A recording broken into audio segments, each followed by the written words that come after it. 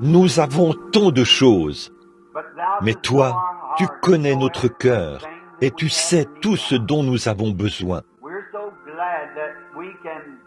Nous sommes si heureux de pouvoir te les faire connaître par la prière, sachant que tu comprends et que tu nous accorderas ta bonté. Non pas parce que nous en sommes dignes, mais parce que tu nous l'as promise. Je suis certain que dans l'Église ce matin, il y en a beaucoup qui ont des requêtes pour cause de maladies et différents besoins. Nous te les amenons humblement maintenant et nous t'implorons de faire descendre sur chacun d'eux ta tendre miséricorde et ta puissance de guérison. Nous prions aussi pour ceux qui sont convalescents et pour ceux qui n'ont pas pu venir à l'église ce matin. Nous prions aussi pour tous ceux qui sont rassemblés ici maintenant. Beaucoup sont malades et ont des besoins. Nous les voyons avec des béquilles, dans des fauteuils roulants, et ils ont besoin de ta miséricorde. Nous te prions, Seigneur, de le leur accorder en abondance. Puissent-ils repartir d'ici dans la joie, guéris et en bonne santé. Il y en a beaucoup qui ne laissent pas paraître leur affliction. Et pourtant, peut-être qu'un problème cardiaque est sur le point de les emporter, ou un cancer, ou un démon redoutable. Seigneur, nous prions qu'ils soient chassés ce matin et qu'ils repartent d'ici heureux et en bonne santé. Nous avons une pensée pour ce petit garçon qui se meurt. Un bien-aimé vient de nous informer qu'il a un cancer et qu'il va mourir aujourd'hui. Si ta miséricorde ne s'étend pas sur cet enfant, ô Seigneur Dieu, sois miséricordieux envers ce petit garçon. Accorde-lui la délivrance, Seigneur, si telle est ta volonté divine. Nous sommes si heureux de son témoignage, du fait qu'il a accepté ton sang, au point qu'il a demandé à son Père de l'enterrer tout de rouge vêtu, pour que l'on sache qu'il était couvert par le sang. Nous te remercions, Seigneur, pour la foi si vaillante de ces petits héros qui marchent au pas vers la fin de leur vie et qui embrassent en leur cœur la croix et qui, par ce choix, montrent la marque du sang. Si cela est possible, Seigneur, épargne ce petit garçon, fais qu'il vive. Nous l'avons demandé pour d'autres personnes. Et aussi nous prions pour les services de ce matin, Seigneur. Peut-être y en a-t-il ici qui ne te connaissent pas comme leur sauveur. Si c'est le cas, puisse ce jour être le jour où ils trouveront que tu es précieux dans leur vie en tant que sauveur. Et que ceux qui ont besoin de guérison te trouvent en tant que guérisseur. Seigneur, puisses-tu venir à ton serviteur ce matin.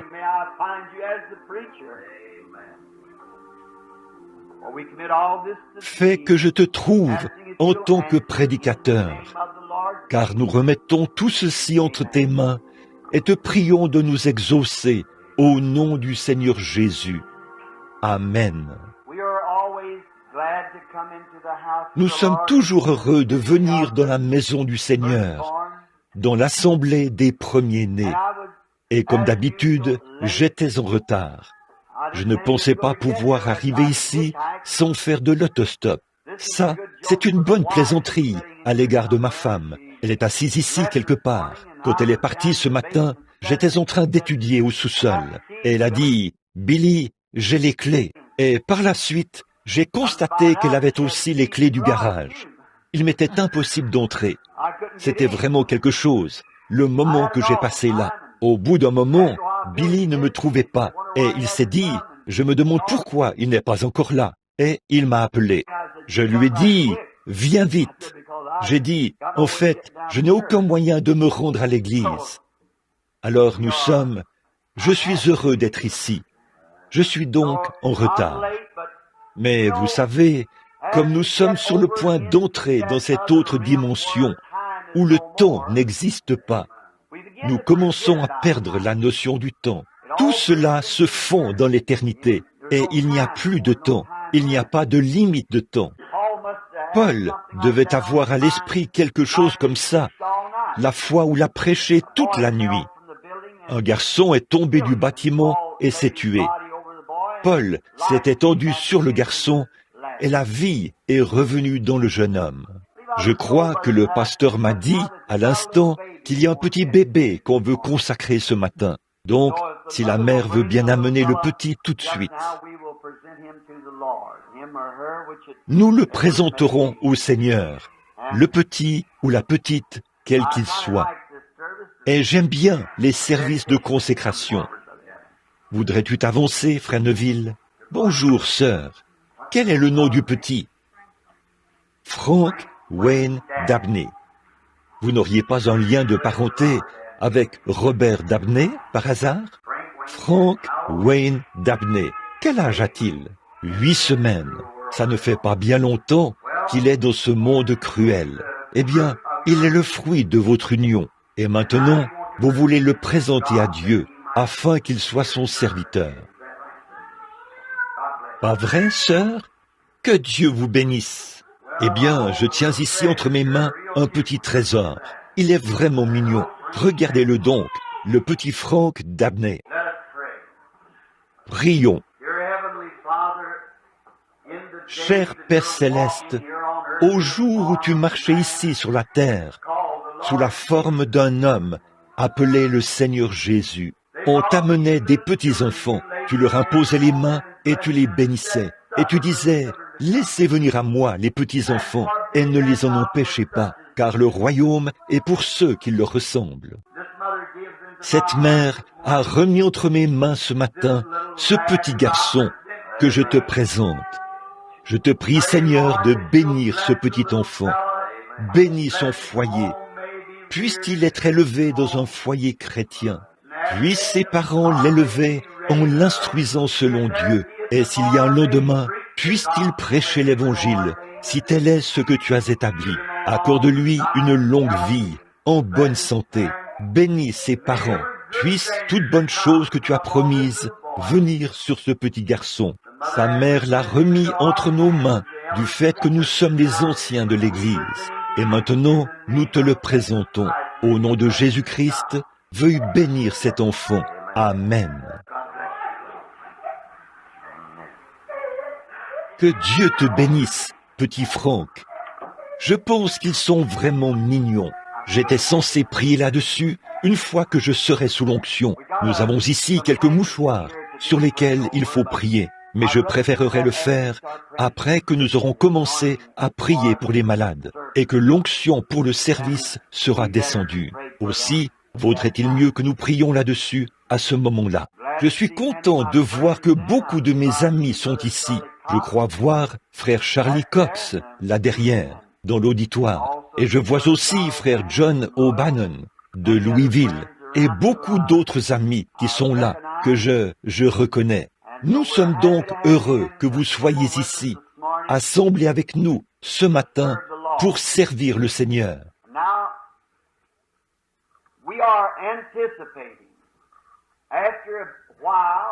Bon, nous prévoyons commencer un réveil de quelques jours ici sous peu. Nous prions à ce sujet.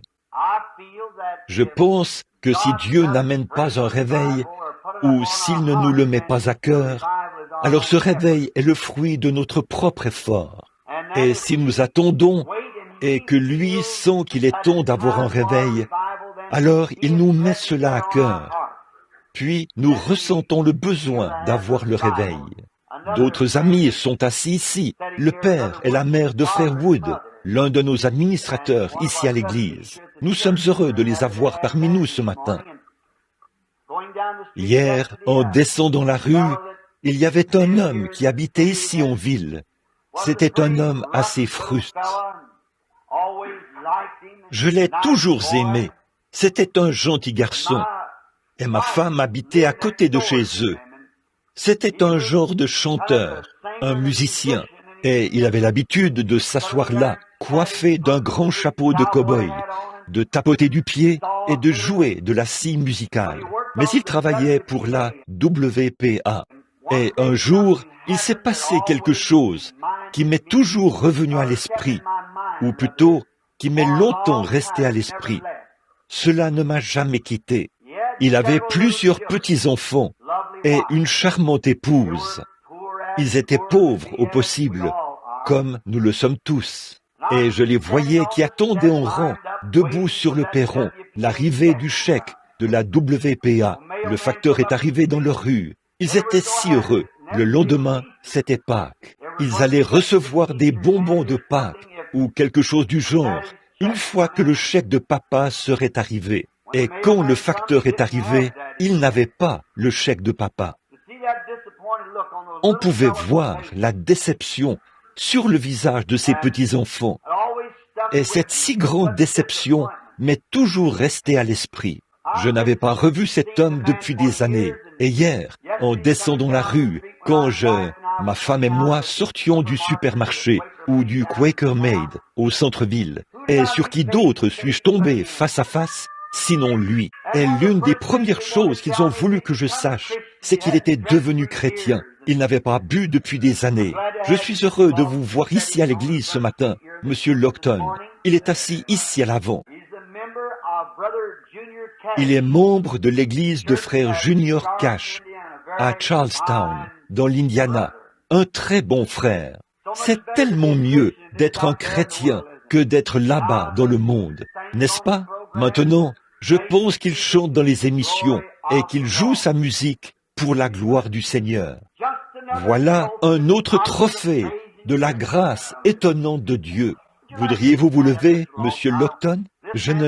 Autrefois, cet homme était un ivrogne, l'un de ces musiciens qui jouent lors des danses folkloriques, vous savez, ces violonistes et tout. Aujourd'hui, tout cela est converti dans l'intérêt du royaume de Dieu. Et il est ici en train de dire, « Seigneur, je t'en remercie. » Oh, quand hier, je parlais avec Monsieur Wood. Je lui ai dit, quand maman et toi arriverez de l'autre côté et que vous serez installés dans votre demeure, un de ces matins, et que vous serez très heureux, il y aura tout là-bas, de l'autre côté des collines, quelque part là-bas dans un vallon, une petite cabane qui sera construite. Et quand j'irai sur le perron, quand je sortirai pour me tenir sur le perron, je ferai retentir cet écho depuis ces vallons. Grâce infinie de notre Dieu, qui un jour m'a sauvé. J'étais perdu, mais maintenant il m'a retrouvé. Aveugle, maintenant je vois.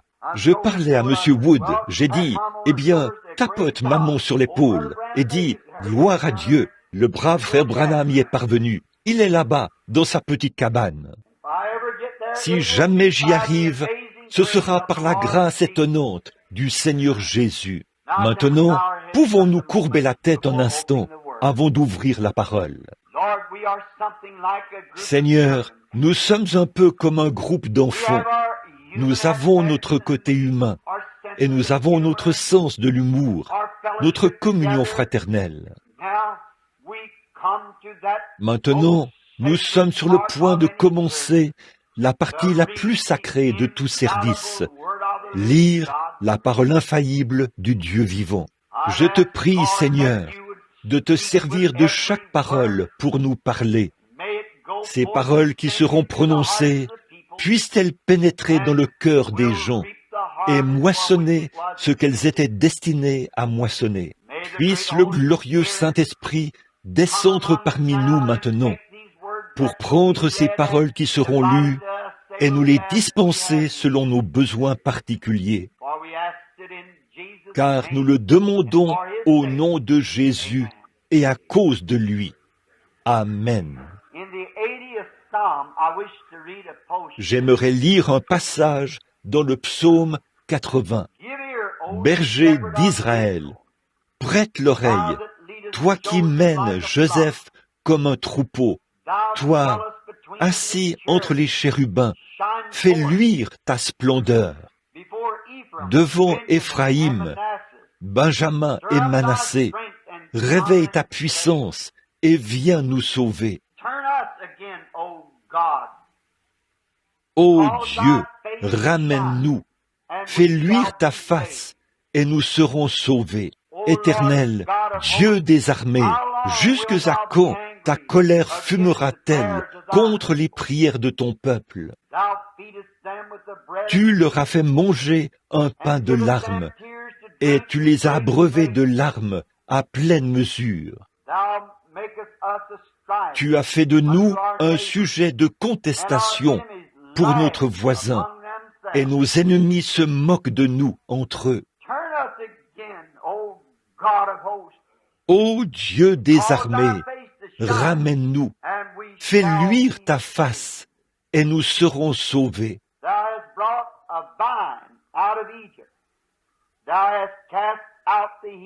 Tu as transporté d'Égypte un cep, tu as chassé les nations, et tu l'as planté. Mon sujet ce matin, si le Seigneur le permet, pendant un court instant, portera sur planter le cep et où le planter. C'est étrange, comme dans bien des endroits, Dieu représente son peuple de différentes manières. Il y a quelque temps, nous parlions de ce qu'il nous a représentés comme des aigles, étant donné qu'il est lui-même un aigle, et que nous sommes ces petits aiglons. Et j'espère que tout se passera bien. La dernière fois que j'ai prêché là-dessus, j'ai reçu une lettre où c'était dans cette grande ville. Beaucoup d'entre vous savent où c'était, dans l'Ohio.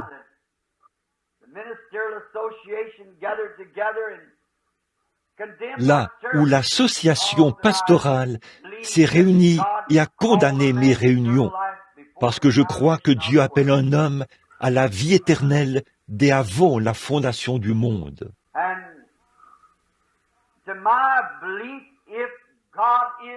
Et je crois que si Dieu est Dieu, qu'il a toujours été Dieu, il est encore Dieu et sera toujours Dieu. S'il ne me connaissait pas avant que le monde ait commencé à exister, alors il n'est pas Dieu. Beaucoup d'entre vous ont lu ici au champ de foire et tout, à propos de cette perception psychosensorielle. Et naturellement, certaines de ces choses sont utilisées contre mon ministère. Mais si jamais vous avez étudié, ou si vous avez l'occasion d'étudier la mythologie, un mythe, c'est quelque chose qui donne l'impression d'exister, mais ça n'existe pas. Et dans les Écritures, nous voyons que Jombrès et Janès se sont opposés à Moïse, en faisant pratiquement la même chose qu'eux, lorsqu'ils ont jeté la verge par terre, et que cela s'est transformé en serpent. Moïse a fait venir des fléaux, et eux aussi, ils ont pu faire venir des fléaux, mais ils ne pouvaient pas faire disparaître les fléaux. Ils ne pouvaient pas guérir, parce que Dieu est le seul guérisseur. Cependant, ils pouvaient faire venir des fléaux, puis Moïse les faisait disparaître. Alors, l'épreuve de force finale est arrivée, où Moïse a fait exactement ce que Dieu lui avait dit de faire. Et je sais que tout ce qui se passe dans le monde aujourd'hui aboutira finalement à une grande épreuve de force un de ces jours. Car la Bible dit, de même que Janès et Jombrès s'opposèrent à Moïse, de même le feront des hommes à l'esprit réprouvé en ce qui concerne la foi. Ils s'opposeront dans les derniers jours, mais leurs folies seront manifestes. C'est une prophétie qui doit s'accomplir. Et vous pouvez voir apparaître les deux camps maintenant. Mais Moïse a fait exactement ce que Dieu lui avait dit de faire. Il a jeté la verge par terre, et elle est devenue un serpent. Et ces devins se sont présentés là. Chacun a jeté sa verge par terre, et elle est devenue un serpent. Moïse est arrivé au bout de son intelligence et au bout de sa force. Mais c'est précisément à ça que Dieu veut nous amener, tout au bout de notre rouleau. Et là, il intervient. C'est bien là sa manière de faire. Peut-être que vous êtes si malade ce matin que le médecin dit que vous ne pouvez plus vivre. Quelqu'un qui se noie s'accrochera à n'importe quoi. C'est comme ça quand nous essayons de... Tout ce que nous pouvons faire nous-mêmes et qui relève de l'humain, nous le faisons. Mais quand on en arrive au point où il n'y a plus d'autre espoir, là, ceux qui ne croient pas à la guérison divine, y croiront sans hésiter. C'est leur seul espoir. Et Moïse était au bout de ses capacités. Dieu est alors intervenu et a fait en sorte que son serpent dévore le serpent de l'autre homme. Et là, son serpent n'existait plus. Maintenant, pour ce qui est de la perception psychosensorielle et de la mythologie et de tous les spirites, avant de commencer mon sujet, permettez-moi de mettre ceci au clair, avec l'aide de Dieu, si possible. Le diable peut faire en sorte que les choses paraissent normales, mais elles finissent toujours par démontrer qu'elles ne le sont pas. En effet, ils n'ont jamais réussi à obtenir une photo de ces différents esprits qu'ils prétendent faire apparaître, parce qu'en fait, ils n'existent pas. Mais quand est venu le temps pour Dieu de prouver à la science qu'il était Dieu, il a permis que la photo soit prise. Ça demeure toujours. L'examinateur a dit, la lumière a frappé l'objectif. Cette lumière était vraiment là. Ce n'était pas de la psychologie. Alors, vous voyez que ce que Dieu fait demeure. Le serpent de Moïse a avalé le serpent des autres, et il a pu prendre cela et le tenir dans sa main, alors que leur serpent était là, à l'intérieur de ce bâton. Ce que le diable fait est un mythe. Ce que Dieu fait est réel. Alors j'aimerais que ceci pénètre profondément dans les cœurs. Quand Dieu sauve un homme, il l'est sauvé. Vous n'avez pas à vous inquiéter de revenir en arrière. Vous ne le pouvez pas. Ce que Dieu fait est éternel. Le diable peut vous manipuler et vous faire croire que vous êtes sauvé. Mais quand Dieu vous sauve vraiment, vous avez cela à tout jamais, parce que vous avez la vie éternelle. Jésus l'a dit, celui qui écoute mes paroles et qui croit à celui qui m'a envoyé a la vie éternelle et ne viendra jamais en jugement, mais il est passé de la mort à la vie. Ça, c'est aussi éternel que Dieu lui-même, parce que c'est sa parole. Dieu est un seul Dieu. Il ne peut pas se croiser à autre chose. Il est indivisible. Dieu est Dieu. Le premier commandement dit, « Tu n'auras pas d'autre Dieu devant ma face. » Donc, on ne peut pas mélanger de l'huile et de l'eau et faire en sorte que ça marche bien. C'est soit de l'eau, soit de l'huile. Et Dieu demeure le même Dieu. Nous avons une religion tout embrouillée où on dit, Dieu autrefois, il a fait ceci, et aujourd'hui, il ne le fait plus. En cela, nous essayons de mélanger de l'huile et de l'eau, car l'Écriture dit, il est le même hier, aujourd'hui et éternellement. Ça ne se mélangera tout simplement pas avec l'incrédulité. La foi ne le fera pas. Nous avons foi en Dieu. C'est éternel. L'incrédulité a toujours existé, depuis le jardin d'Éden. Dieu a toujours voulu que son peuple croie ceci.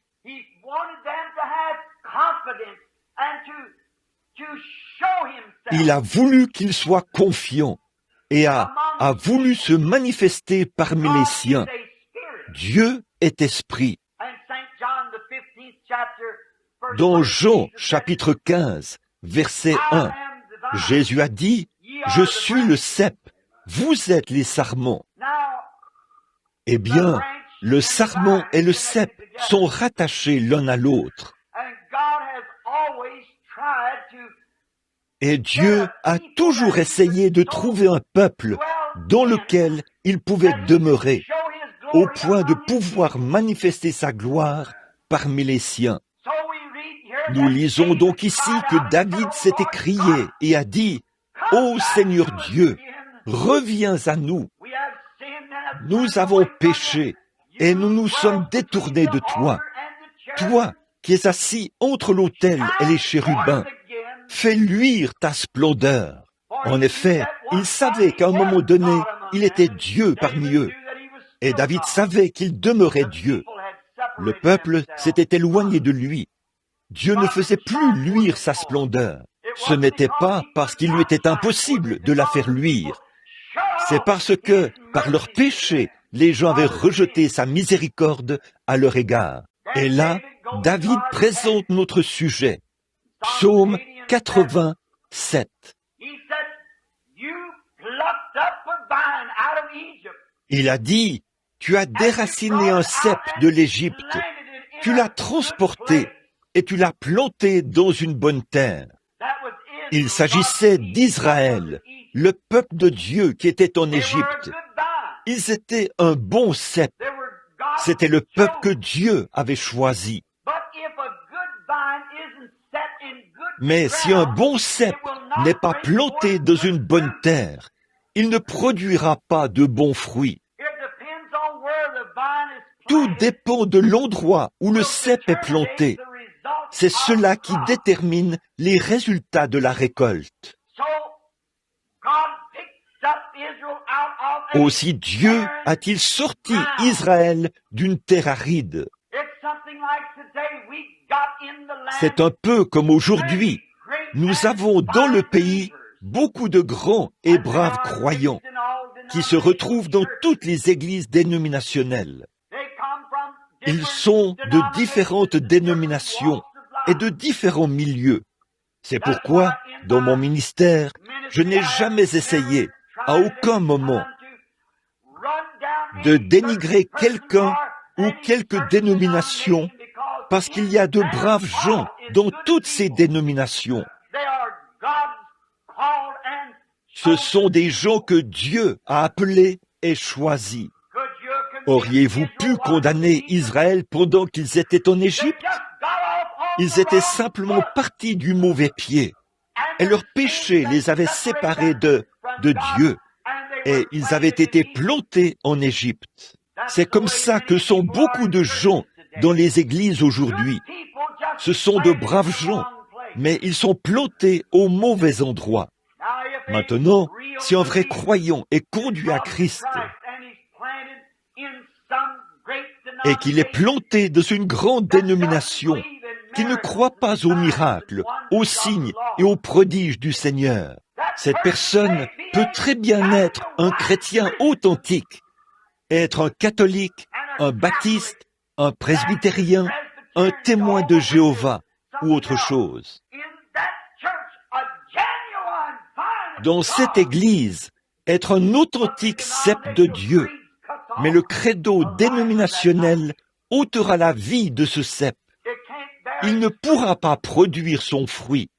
Et d'habitude, les fruits que l'on récolte d'un cep rabougri ou de celui qui n'est pas dans une bonne terre, ce sont de mauvais fruits.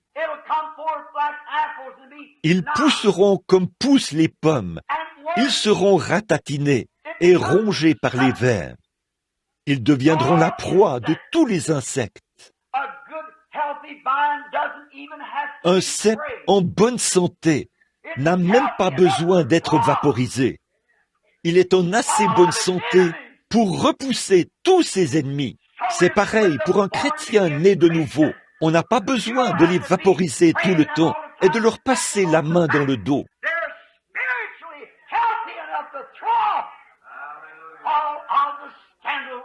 Ils sont en assez bonne santé spirituelle pour repousser tous les scandales du monde. Ils vivent de la vraie nourriture. Parfois, un arbre ou une plante qui a poussé dans des endroits arides et qui n'a pas eu suffisamment d'humidité pour s'alimenter, elle produira de petits fruits tout ratatinés, qui n'auront pas l'air des fruits que devrait produire son cep. Mon frère, ma sœur, c'est ce qu'il en est des églises aujourd'hui. Le pécheur y entre, peut-être, qu'après qu'il a été repris dans sa conscience à la maison, il est allé lire sa Bible et est ensuite allé à l'église. Au lieu d'y trouver de belles grosses pommes ou des raisins succulents, la vie du Seigneur Jésus qui se reproduit dans l'église, il y trouve des petites pensées dénominationnelles et futiles, ratatinées et rongées par les vers. Nous les baptistes, c'est nous qui l'avons. Eux, ils n'ont rien à y voir. Nous les méthodistes, c'est nous qui l'avons. Les bras de Dieu s'étendent d'un océan à l'autre et d'un rivage à l'autre, et il peut sauver à l'extrême. Mais c'est ce que nous voyons dans ces endroits où nous allons. C'est aussi comme ce que David a encore dit dans le psaume 1.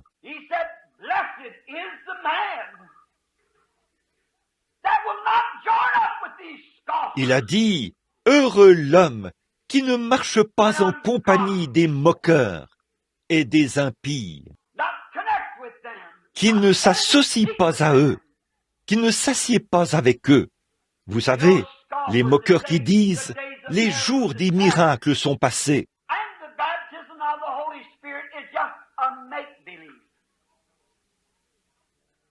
Le baptême du Saint-Esprit n'est qu'un faux semblant. Heureux l'homme qui ne fera pas cela. Heureux l'homme qui se dressera contre une telle chose. Ils ne veulent pas mélanger ces choses. Et vous ne pouvez pas mélanger ces choses.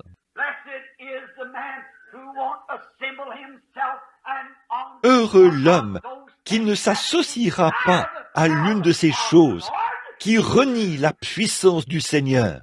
La Bible dit, « Sortez du milieu d'une telle chose, car il viendra un jour où ils seront emportés, enflés d'orgueil, aimant le plaisir plus que Dieu, ayant l'apparence de la piété, mais reniant ceux qui ont fait la force.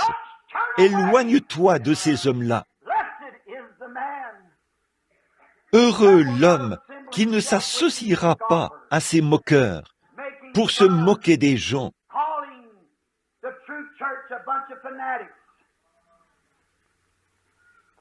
Et traiter la vraie Église de bande de fanatiques. Il sera comme un arbre planté près des courants d'eau. Dieu l'a placé dans une place de choix. Son fruit ne se flétrira point. Il donnera des feuilles et des fruits en sa saison. Observez la manière dont David a formulé cela. Cet homme est béni, il sera planté, pas seulement installé là. Vous savez, j'aime voir tout ce qui est planté. Or, en Égypte, Israël n'était pas planté. Ils étaient simplement installés. Ce n'était pas leur terre d'origine. Et un homme qui est chrétien et qui fait reposer sa destination éternelle sur un credo dénominationnel. Il n'est pas à sa place. Il est né pour être libre, pour être un enfant de Dieu, pour adorer Dieu. Mais il est sous l'emprise d'un credo. Il ne peut pas produire son fruit. Pourtant, il y a en lui quelque chose qui désire ardemment le faire. Il sera comme un arbre planté près des courants d'eau. Des courants au pluriel, l'eau au singulier. De nombreux courants qui se déversent dans un seul canal. Autrement dit, il sera comme un homme dans l'Écriture qui croit toute la parole de Dieu, où la puissance et les 9 dons spirituels peuvent couler d'un seul Dieu et descendre au plus profond de son être. Les gens ne croient pas au fait de pousser des cris. Ce qu'il y a, c'est qu'ils n'ont pas de joie spirituelle. Où les joies des eaux de la vie peuvent couler en eux. C'est bien ça le problème du Branham Tabernacle.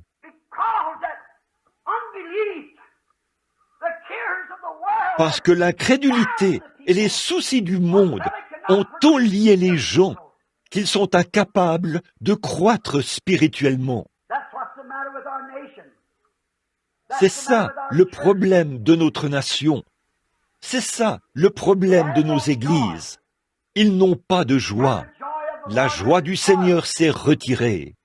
Comme il est écrit une fois dans l'Écriture, le mot hébreu « ikabod », qui signifie « la présence du Seigneur s'est retirée ».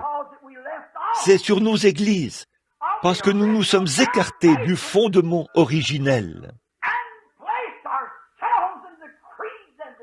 que nous nous sommes remis aux credos et aux dénominations, et que nous avons permis aux choses du monde d'assécher notre expérience avec Dieu.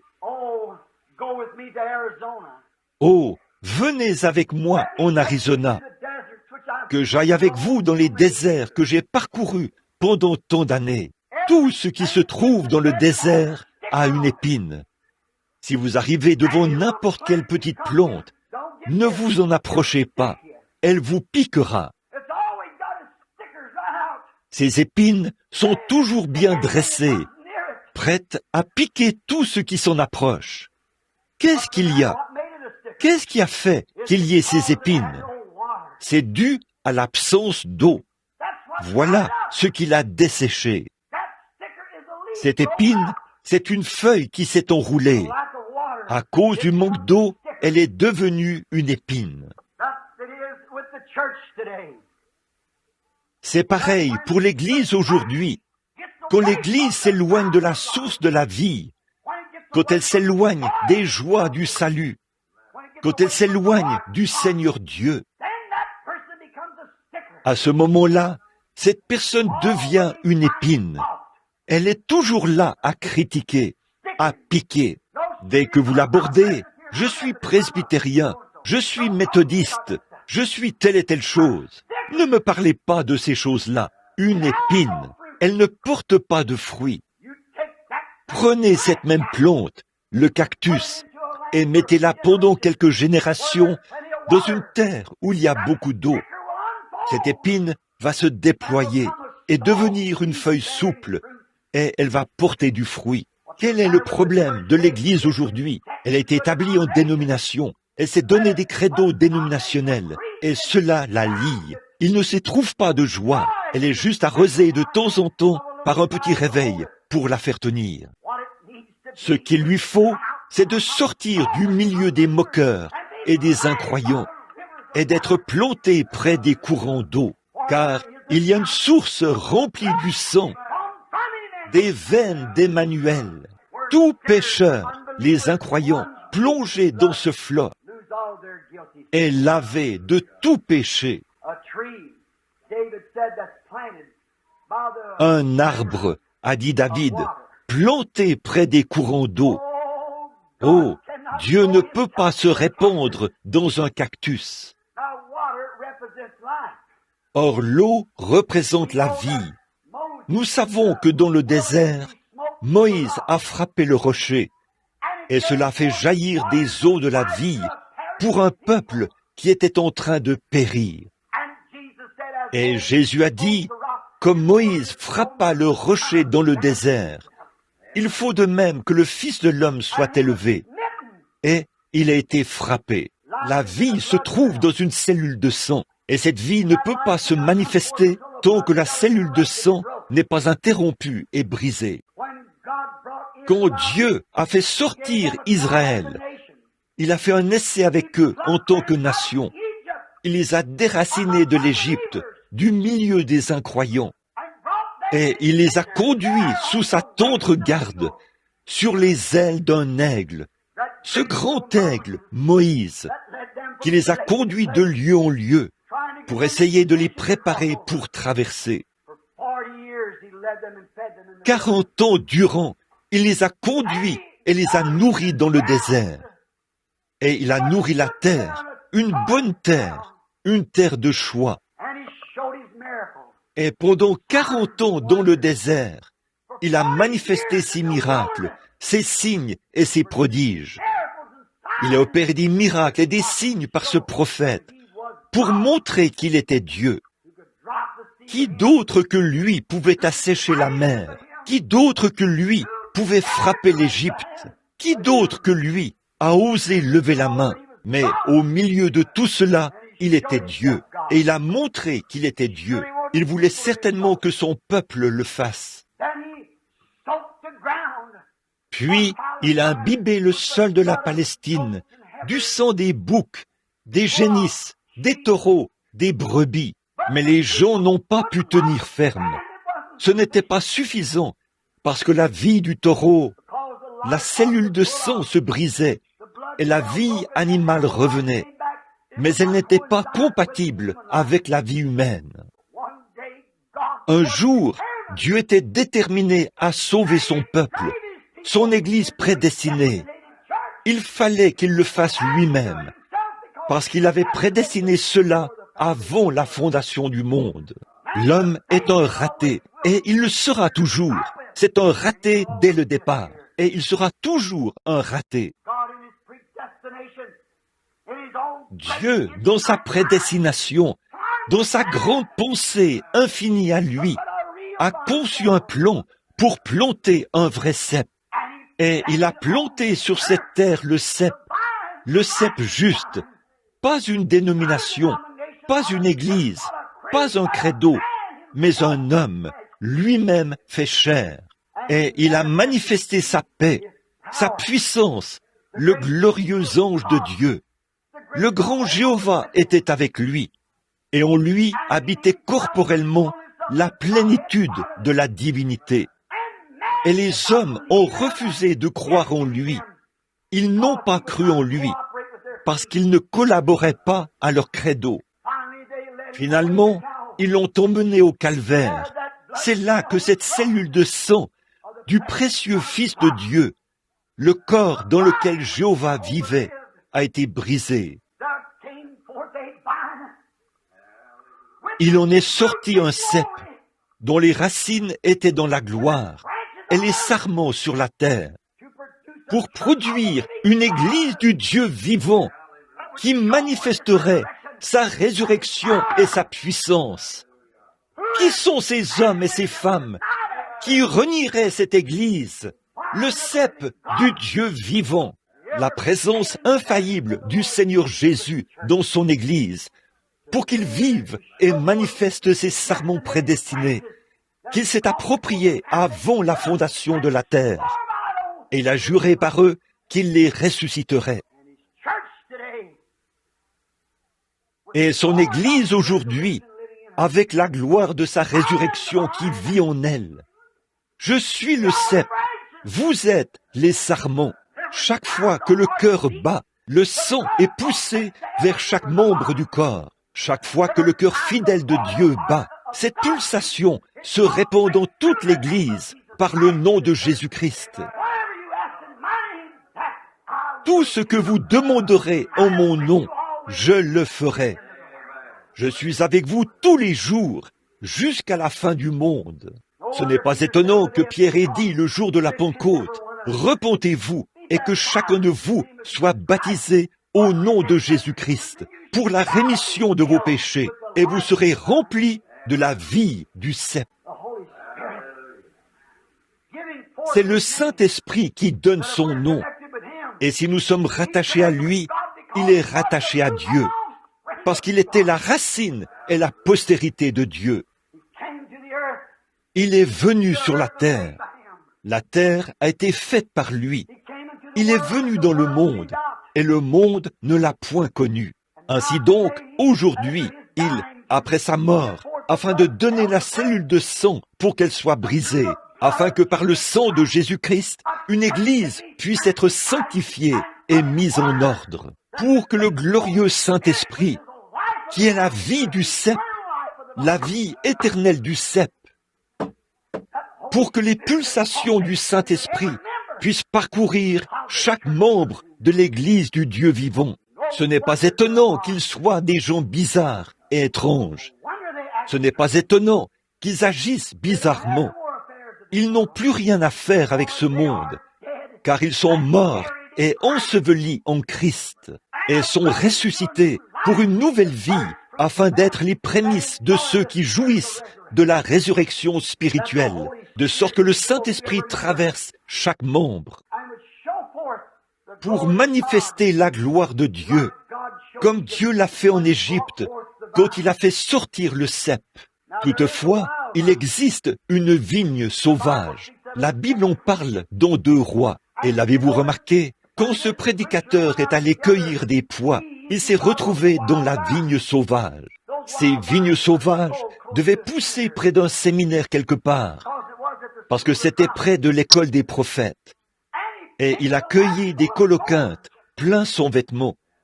Puis, il les a mises à cuire dans une marmite et a essayé de les mélanger avec du vrai potage authentique. Et ils se sont écriés, « La mort est dans le pot. »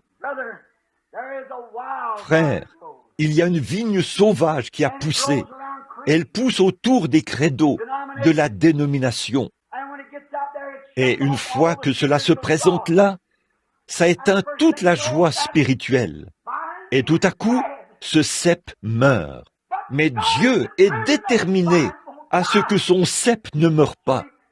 Alors, il l'a déraciné de ses credos, l'a rempli du Saint-Esprit, et il l'a installé au nom de Jésus-Christ. C'est là que l'Église peut palpiter et vivre, savourer et sentir la présence du Dieu vivant, le voir agir et faire les choses qu'il a faites quand il était ici sur la terre. Pourquoi? Ses sarments, son lien, sa racine, son commencement était Dieu. Il était l'agneau qui avait été immolé avant la fondation du monde. Avant que le monde soit, il était avec Dieu. Il était la racine et la postérité de David, l'étoile du matin, le lys de la vallée. C'est ce qu'il était. Ses racines sont enroulées autour de Dieu, autour du trône, autour du royaume de Dieu. Ses racines sont enroulées. Sa vie s'est répandue sur la terre. Et il a donné sa vie afin de pouvoir retourner aux racines pour de nouveau émettre des pulsations, afin que des sarments sortent de ce cep, c'est-à-dire son Église, qui produit les mêmes résultats que lui lorsqu'il était ici sur la terre, ce qui fait de lui le même hier, aujourd'hui et éternellement. Ô Église du Dieu vivant, croyez ceci, c'est la vérité, le voilà. Lorsque le véritable Esprit de Dieu agit sur le croyant, il dit « Amen » à tout ce que dit l'Écriture. Pourquoi? C'est que le Saint-Esprit qui a écrit la Bible est en lui et fait palpiter sa vie, qui est présent, ou ce que n'importe qui peut dire, ça lui est égal. Il s'accorde toujours avec la parole. Il en existe une fausse. Ce sont des coloquintes. Elles proviennent d'une vigne sauvage. C'est une vigne imposante. Elle emplit toute la terre. Mais c'est la mort. On en a jeté beaucoup de ces choses parmi les gens. Mais rappelez-vous, la farine ramène à la vie. Déracinez cela et placez-le dans un lieu magnifique qui est Jésus-Christ. Quelle que soit sa parole, qu'elle soit pour vous, Amen. Alors l'Esprit de Dieu, là, la joie spirituelle coulera comme le fleuve. Il sera comme un homme, un arbre planté près des courants d'eau. Son feuillage ne se flétrira point. Il ne s'assiera pas en compagnie des moqueurs, des incroyants ou des impies qui vivent selon le train de ce monde. Mais il donnera des fruits en sa saison. Quelle sorte de fruits? Si vous êtes planté en Christ, vous donnerez des fruits spirituels. Les fruits spirituels du Saint-Esprit. Le Saint-Esprit vit en vous. La femme au puits l'a si bien dit. Pour terminer, nous dirions ceci. Elle a dit, quand elle l'a vu, il avait l'air d'un homme ordinaire. Il n'y avait rien pour attirer les regards plutôt. En effet, l'Écriture dit, son aspect n'avait rien pour nous plaire. Nous détournions le visage de lui. Et les gens font la même chose aujourd'hui. S'ils ne sont pas florissants en fruits spirituels de l'esprit, s'ils ne sont pas florissants en choses qui se rapportent à Dieu, Christ est pour eux quelque chose de répugnant, une bande exaltée, une bande de fous qui n'ont pas toute leur tête. Mais le croyant, quant à lui, il s'y attache. C'est la vie éternelle. Rien ne peut nous séparer de l'amour de Dieu. Ni la mort, ni le chagrin, ni la famine, ni rien ne peut nous séparer. Nous avons la sécurité éternelle sous sa protection. Nous y voilà, lorsqu'il étreint la croix. La femme a dit, quand il a posé cette question, « Veux-tu m'apporter à boire ?» Elle a dit, « Toi, un homme, un juif, vous n'avez pas coutume de me poser à moi, une Samaritaine, ce genre de questions. » Il a dit, « Mais si tu savais, autrement dit, disons-le comme ceci, si tu savais combien tu es proche de la source de la vie, je te donnerais une eau que tu ne viendrais pas puiser ici. Je te transplanterai, toi qui es Samaritaine. Je t'amènerai, toi qui es pécheresse. » Ça, c'est l'incroyant, celui qui n'y croit pas. Si seulement tu me laisses déraciner ce matin, a-t-il dit, je te planterai près des courants d'eau. Par le baptême du Saint-Esprit, je te mettrai dans un état tel que tu croiras que chaque parole que je prononce est la vérité. Si seulement tu me laissais te déraciner ce matin, tu serais un bon sarment. Tu n'es pas à ta place dans cette vigne sauvage. Ta place est ici. Alors laisse-moi te déraciner, te planter en mon nom près des courants de chaque affluent de la parole de Dieu. Car chaque parole de Dieu est vraie. Chaque promesse divine est la vérité. Je vais te planter près des courants d'une seule eau, d'un seul Dieu, et tu donneras ton fruit en ta saison. Tes feuilles ne se flétriront point, et tout ce que tu feras te réussira. Tu te tiendras debout, quand il n'y a pas d'autre endroit où se tenir. Tu te tiendras là, de toute façon, sachant que c'est Dieu qui a fait la promesse. Laisse-moi te déraciner, a-t-il dit, et te planter ici, près de cette eau, pour que tu n'aies pas à courir vers ces lieux de credo, ces lieux dénominationnels pour trouver. Tu ne peux pas la trouver là-bas, de toute façon. Laisse-moi te déraciner de là où se trouve ce vieux puits à sec, où tu dois porter des seaux en étain, où il y a du bruit et tapage. Boire un peu et revenir pour boire un peu. Je vais te donner la vie éternelle, la joie, comme d'un puits qui bouillonne jusque dans la vie éternelle. Laisse-moi le faire. Laisse-moi le faire pour toi, a dit Christ à cette femme pécheresse. Et c'est la même chose qu'il dit à l'Église ce matin. Vous savez que Dieu existe. Vous croyez que Dieu existe. Mais la filiation où vous êtes, là, quelque chose vous a éloigné. Vous êtes dans un désert. La joie spirituelle est inexistante. Vous aimeriez avoir ce sentiment qu'ils ont eu le jour de la Pentecôte. N'aimeriez-vous pas avoir la joie qu'ils avaient? Quand Dieu a déversé sa vie dans le premier sarment de l'arbre, cet arbre s'est mis à agir comme des gens ivres. Ils ont chancelé sous l'effet de l'esprit. Une petite femme charmante et sainte, comme la Vierge Marie, était là, à agir comme si elle était ivre. Oh, elle était ivre de l'esprit. Elle a essayé de parler, mais elle n'y arrivait pas. Elle avait des lèvres balbutiantes, ce qui signifie diviser, c'est-à-dire balbutier, lorsqu'on essaye de dire quelque chose. Elle était tellement remplie de l'esprit qu'elle n'arrivait pas à le dire. Des lèvres balbutiantes. Et tout à coup, ils se sont mis à parler dans une autre langue. Et un petit prédicateur, qui n'avait même pas assez d'instructions pour pouvoir écrire son propre nom sur un morceau de papier, a retourné une caisse à savon, ou quelque chose, ou une souche, et a sauté dessus. Eh bien, ces incrédules se sont mis à dire, « Ces hommes sont ivres, c'est cette bande d'exaltés. Ce petit homme a pris l'écriture, non pas un livre de credo, mais l'écriture. Il a dit, « Hommes israélites, et vous tous qui séjournez à Jérusalem, sachez ceci, car ces gens ne sont pas ivres comme vous le pensez, puisque c'est la 3e heure du jour. Mais c'est ici ce qui a été dit par le prophète Joël. Il arrivera que dans les derniers jours, dit Dieu, je répondrai de mon esprit. C'est ce qui les fait palpiter.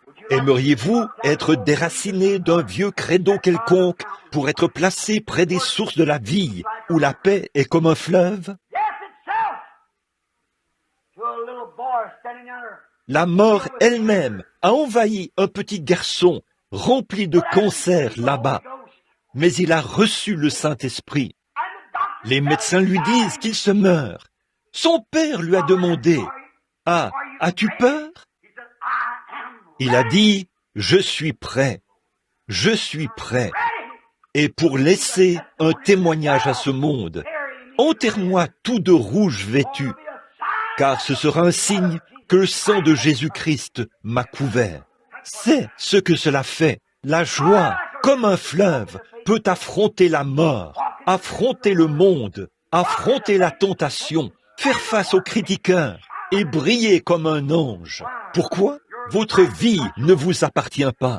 Vous êtes mort. Vous avez été enseveli dans le nom de Jésus-Christ et vous êtes ressuscité à une vie nouvelle. Il peut faire palpiter en vous sa bénédiction et produire des sarments rattachés au cep. Je les placerai dans un lieu de choix. Dieu a dit que son Fils était son choix. Comment entre-t-on en Christ? Qu'a dit Pierre le jour de la Pentecôte au sujet de la manière d'entrer en Christ? Il a dit, « Repentez-vous, chacun de vous, et soyez baptisés au nom de Jésus-Christ pour la rémission de vos péchés. Et vous recevrez le don du Saint-Esprit, car la promesse est pour vous, pour vos enfants et pour ceux qui sont au loin, en aussi grand nombre que le Seigneur notre Dieu les appellera. Cet appel vous incluait. Repentez-vous et soyez baptisés au nom de Jésus-Christ pour la rémission de vos péchés. La promesse est pour vous. Ô frères, le véritable Esprit de Dieu va palpiter par cela et dire, c'est la vérité. Observez ces coloquintes et la vigne sauvage. Mais le véritable Esprit de Dieu veut être planté dans un endroit de choix où il y a les fruits de l'Esprit. Et qu'a fait Jésus à ce moment-là? Il a dit, comme cette femme peut accepter cette... Elle a dit, Seigneur, donne-moi cette eau. Je veux cette eau. Il a dit, laisse-la, ta vieille cruche.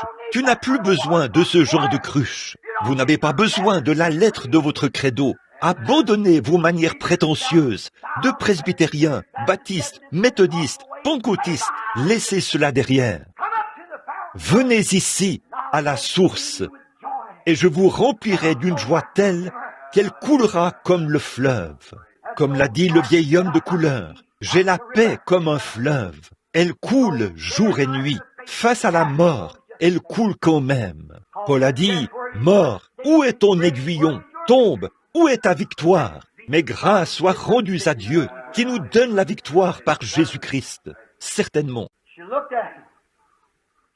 Elle l'a regardé. Elle s'est mise à lui parler du lieu d'adoration. Et il lui a dit, va chercher ton mari. Je vais lui faire savoir que Dieu vit encore. Je suis le cep.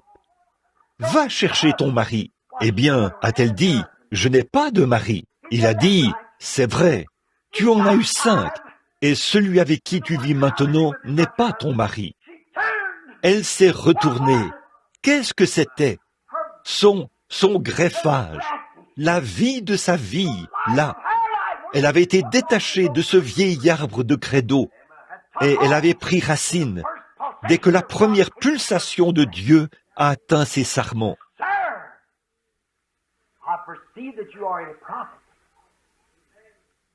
Seigneur, je vois que tu es prophète, et je sais que l'Écriture dit que le Messie viendra et qu'il fera ces choses. Il a dit, je le suis. Je le suis. Elle a abandonné là ce vieux credo, et à toute vitesse, elle s'est mise à répandre la nouvelle. Venez voir un homme qui m'a dit les choses que j'ai faites. Ne serait-ce point le Messie lui-même? Le Messie, c'est le Dieu oint. Elle l'a reconnu comme étant Dieu, Emmanuel, le prophète. Dieu, je suis le cep, vous êtes les sarments. Elle a dit, eh bien, vous les Juifs, vous adorez à Jérusalem. Vous avez là-bas une grande église et des credos. Il a dit, je le sais. Elle a dit, nous adorons ici, sur cette montagne. Il a dit, je le sais. Mais le temps vient, et il est déjà venu, où ces credos de Jérusalem, où ces credos des Samaritains ne marcheront pas. Car Dieu est esprit, et il faut que ceux qui l'adorent en esprit et en vérité. Voilà le sarment qui a la vérité. Repentez-vous, chacun de vous, et soyez baptisés au nom de Jésus-Christ pour la rémission de vos péchés, et vous serez rattachés au sarment. Vous aurez cette même chose, car l'Esprit de Dieu palpitera en vous, et il vous apportera des courants de joie, de paix, de longanimité, de foi, de bonté, de douceur, de bienveillance. Il vous fera de loup que vous étiez, ça fera de vous un agneau, de buse, ça fera une colombe. Voyez, c'est l'Esprit du Dieu vivant qui change votre nature. Alors, venez à lui, soyez greffés et devenez l'un de ses sarments. Car un jour, cette corde de sauvetage, cette vie qui a été envoyée comme ceci, c'est la vie de Christ, le Saint-Esprit qui est accroché au royaume de Dieu. Dieu descendra par ce sarment éternel un de ces jours, et il ramènera avec lui tous ceux qui sont morts en Christ lorsqu'il relèvera l'arbre. Ceux qui sont plantés près des courants de la vie, là où l'arbre toujours vert ne flétrit jamais et ne perd jamais ses feuilles. Alors qu'il vous tend un sarment ce matin, recevez-le, mon cher ami, et soyez déracinés de votre péché. Soyez déracinés de votre doute, de votre credo. Je ne vous dis pas de quitter votre Église. Restez dans votre Église, mais venez à Christ. C'est tout. Peu m'importe l'Église que vous fréquentez, pourvu que vous veniez à cette source remplie de sang. Recevez sa vie et laissez-la vous élever au-delà de l'admiration du monde, au point que toutes les choses du monde sont mortes. Celui qui aime le monde ou les choses du monde, l'amour de Dieu n'est même pas en lui. On ne peut pas introduire la vie d'une citrouille dans un plant de vigne et que cela produise des raisins. Voyez, si vous êtes à Christ, vous aimez ce qui est de Christ. Vous êtes rempli de l'Esprit. Il est le cep. Vous êtes les sarments. Permettez-lui de vous recevoir ce matin, comme il l'a fait pour la femme de Samarie, de placer votre vie dans sa vie et de faire de vous une nouvelle créature. Pendant que nous courbons la tête un instant, avons compris, y en a-t-il qui voudraient lever la main pour dire « Priez pour moi, frère, je veux être vraiment rattaché à Christ. Que Dieu vous bénisse. » Oh, c'est merveilleux. Je veux être vraiment rattaché à Christ, à tel point que ma vie brillera pour lui. Sors-moi de toutes mes peurs, mes doutes, mes frustrations et mes credos, et plante-moi en lui ce matin, afin que je puisse avoir la paix comme un fleuve. Je suis si nerveux, je ne sais pas où je vais, je ne sais pas comment je peux tenir debout. Place-moi là. Maintenant, pendant que nous avons la tête inclinée, vous qui pouvez le faire, ceux qui ont levé la main, voudriez-vous vous lever juste pour un mot de prière? C'est juste, nous allons prier pour vous, là où vous êtes, car veuillez vous lever maintenant pour que nous puissions prier. Ôte de toute frustration, de côtoyer ces impies, de marcher dans une nouvelle lumière à partir de ce jour. Accorde le Seigneur. Tu as dit, demandez et vous recevrez, cherchez et vous trouverez, frappez et l'on vous ouvrira. Il frappe en ce moment. Je formule la demande. Puisse-t-il recevoir cela, Seigneur? Puisse ce jour changer leur vie, de sorte qu'il n'y aura plus jamais de doute dans leur esprit. Et en ce jour-là, puisse-t-il rentrer à la maison auprès de toi. Seigneur, ils se sont levés ce matin. Ils prennent position pour toi maintenant, devant leurs semblables. Tu as dit, celui qui fera cela, je prendrai position pour lui devant Dieu et devant les saints anges. Mais celui qui aura honte de moi, alors en ce jour-là, j'aurai honte de lui. Seigneur, ils n'ont pas honte ce matin, ils sont debout. Maintenant, tu tiens ta parole. Remplis-les de ton esprit et donne-leur une vie de service, afin que, dans le monde à venir, ils puissent jouir de la présence infaillible du Seigneur Jésus. Nous te les confions dès ce jour et à jamais, au nom de Jésus. Amen. God bless you. Somebody near them, shake their hands. Let's do it.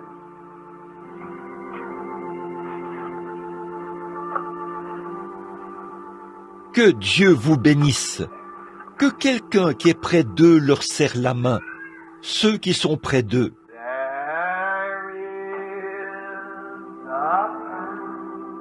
Maintenant que le message est terminé, adorez maintenant le Seigneur. Là, fermez les yeux.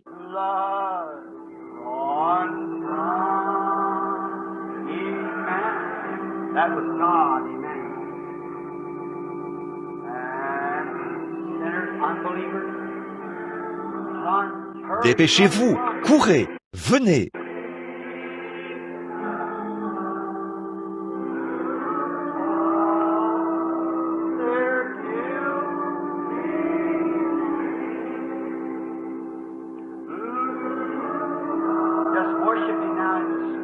Adorez-le maintenant en esprit.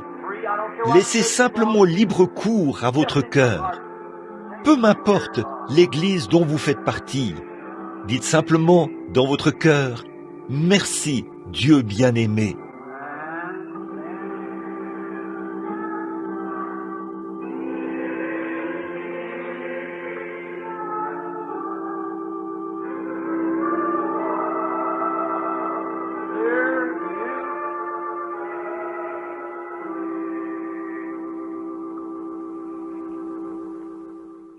Maintenant, je veux que vous leviez la main, vous les chrétiens, là, les croyants, et que vous chantiez ceci avec moi.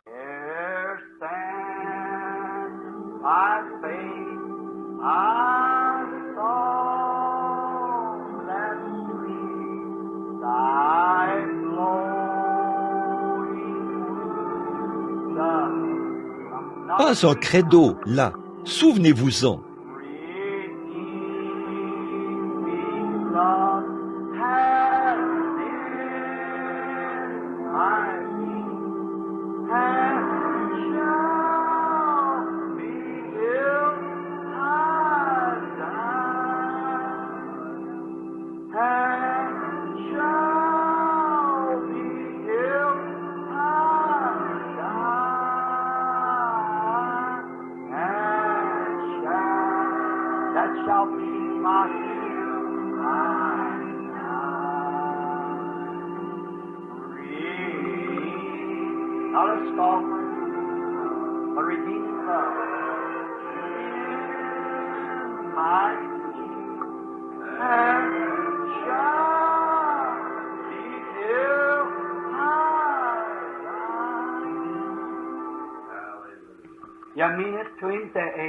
Êtes-vous sérieux envers lui?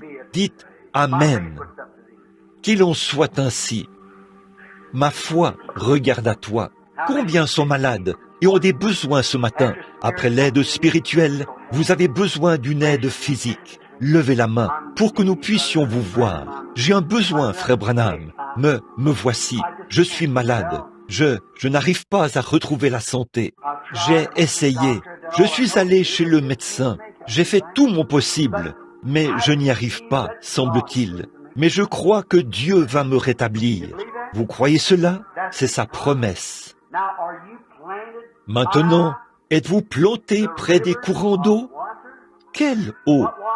Ce Christ qui était frappé. De même que du rocher ont jailli les eaux pour sauver de la mort un peuple qui périssait. Christ a été frappé pour que de son corps sorte le Saint-Esprit, afin que le peuple qui se meurt ne périsse point, mais qu'il ait la vie éternelle. Êtes-vous, il y a beaucoup de choses. Dieu a fait la promesse qu'il guérira. Il a été blessé pour nos transgressions, brisé pour notre iniquité. Le châtiment qui nous donne la paix est tombé sur lui. C'est par ses meurtrissures que nous sommes guéris. Des courants d'une seule eau, le Saint-Esprit. Il y a premièrement des apôtres, des prophètes, des docteurs, des évangélistes, des pasteurs. Des courants d'une seule eau. Il y a diversité de dons. Certains sont appelés à prophétiser. Certains sont appelés, le don de guérison leur est donné. Certains ont la sagesse. Certains ont la connaissance par le même esprit. Certains parlent en langue. Certains interprètent. Tous par le même esprit. 1 Corinthiens 12. Qu'est-ce? Des courants de grandes eaux. d'une grande eau, de nombreux courants d'une seule eau, le Saint-Esprit qui donne beaucoup de dons et de bénédictions de partout. Il apporte aussi de riches dons, des dons de guérison, des dons de salut, des dons du Saint-Esprit pour agir dans votre Église, parmi les gens, des courants et la joie comme le fleuve et la source, comme c'est beau.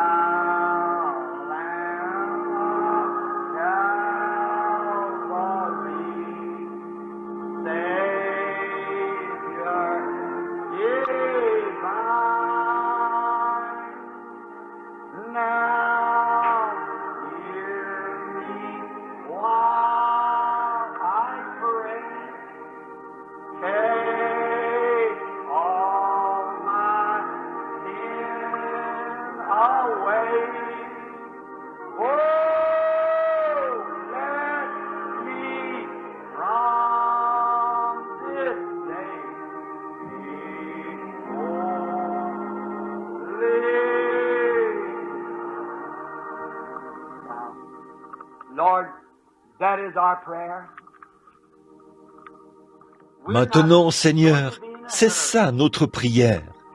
Nous n'allons pas nous précipiter. C'est le sabbat. C'est le jour que tu as créé. Nous devrions t'adorer tout au long de la journée. Toute la journée et toute la nuit, a dit le poète. Les anges veillent sur moi. Nous avons le sentiment en ce moment qu'ils sont proches. Dieu notre Père, j'ai dit des choses très sévères, mais je ne l'ai pas fait. Sonde mon cœur, Seigneur. Si je l'ai fait par méchanceté, alors pardonne-moi. Mais je l'ai fait par amour, pour ton sarment, pour ton cep. Je prie, Seigneur, et s'il y en a ici qui sont affiliés à de grandes dénominations, souviens-toi, je ne cherche pas à leur demander d'en sortir. Tout ce que je leur demande, c'est de ne pas être liés à leur credo, mais de venir à toi, afin d'être déliés et formés, et que l'Esprit soit déversé en eux. Alors leur Église deviendra une meilleure Église, une Église spirituelle, celle que tu viens chercher, celle qui est sans tache ni ride, lavée dans le sang de l'agneau. Père, ce monde intellectuel d'aujourd'hui s'en est éloigné. Il recherche de grandes foules et de grandes églises, comme la vigne sauvage. Mais Seigneur, nous nous en tenons à ce doux fruit, le fruit de l'Esprit, qui apporte de la douceur à notre âme. Nous te demandons maintenant de bénir ces malades qui s'avancent pour qu'on prie pour eux. Seigneur, pourrais-je te demander une fois encore, voudrais-tu sanctifier ce sarment indigne par ton sang, afin que ton esprit coule à travers lui et manifeste le Dieu vivant, pour montrer que tu es ce même Dieu qui a parlé à la femme au puits. Qu'il en soit ainsi, que les gens ne soient pas dans la confusion et qu'ils voient où l'Esprit de Dieu se trouve réellement, que c'est dans le cœur du croyant, pas dans une église quelconque, mais dans le cœur d'un croyant. Accorde-le, Père. Je m'attends à toi maintenant, que tu te manifestes, comme tu te manifestais au jour d'autrefois, comme tu t'es manifesté en Jésus, lui qui est mort pour que nous soyons purs. Puisse le même esprit qui était en lui se manifester à travers nous et produire les mêmes résultats. Accorde-le, Père, car je remets toutes choses entre tes mains, par le beau nom de ton Fils Jésus. Amen.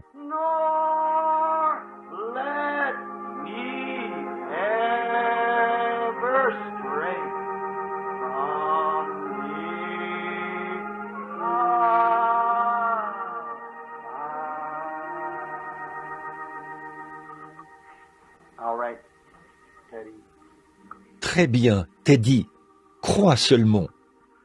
Maintenant, combien ici sont... Billy a dit qu'il a distribué des cartes de prière. Bon, nous avons dans l'église, comme c'est bondé, seulement appelé et demandé à tous ceux qui sont des nouveaux venus parmi nous de se lever. pour que le Saint-Esprit aille parmi ces gens et opère le discernement. Comme ça, nous l'avons fait bien des fois. Eh bien, il y a quelques semaines, quelqu'un a dit, « Mais ça, c'est difficile à concevoir pour les gens. » Par contre, ils veulent avoir une ligne de prière. Alors nous, combien ont déjà été ici quand le Saint-Esprit est allé dans la foule et a désigné tout le monde directement dans la foule? Certainement. Bon, j'ai dit à Billy de distribuer des cartes pour que nous puissions appeler les gens par groupe et prier pour eux, vous voyez, afin de pouvoir les prendre tous. Et donc, immédiatement après ceci, il y aura un service de baptême pour vous qui désirez vous faire baptiser. Nous vous communiquerons le lieu et l'heure dans un instant. Tout d'abord, nous avons parlé de ceci. Nous avons parlé de ce cep, de cet héritage de Dieu. Alors, si c'est vrai, si donc nous sommes vraiment le sarment prédestiné de ce cep, alors ce même Saint-Esprit doit venir à travers nous. Et s'il vient, il fera la même chose qu'il a faite par lui, car il est le cep. Nous sommes les sarments. Et si la vie qui est dans le cep doit être dans le sarment, pour faire vivre le sarment, s'il produit quelque chose d'autre que ce cep a produit, alors c'est le mauvais cep. C'est ce que j'essaie de dire. Il faut que ça produise la même vie. Maintenant, qui sont ceux qui ont des cartes de prière? Levez la main. Très bien. Ça commence par quoi? De 1 à 50 ou de 1 à 100? Ou combien le savent? Les cartes de prière sont-elles avant? Attendez. Bon, qui a le numéro 1? Y a-t-il ici une carte de prière qui porte le numéro 1? Y en a-t-il une? Eh bien, alors, ça commence par quoi? 50? Oh là, de 1 à 50. Très bien. Tenez-vous là, voyez, le numéro 1, numéro 2, numéro 2. Très bien, tenez-vous là. Numéro 3, la carte de prière numéro 3. Est-ce que la personne est dans le bâtiment? Peut-elle se lever? Je suis désolé, il y en a un peu partout. Numéro 3, voudriez-vous venir ici, madame?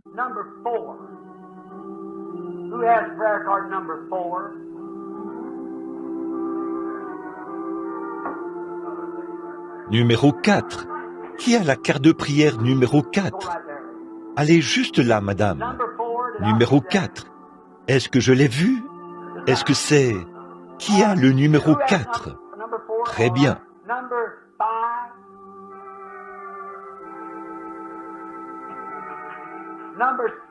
Numéro 5. Numéro 6.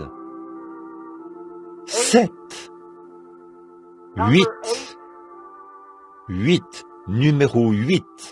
9. Bon, un instant là. Numéro 8. 9. Il y a des gens qui sont sortis. Alors, il se peut que ce soit l'un d'eux. Numéro 9. Numéro 10. Numéro 11. Numéro 12. 13. 14. 15.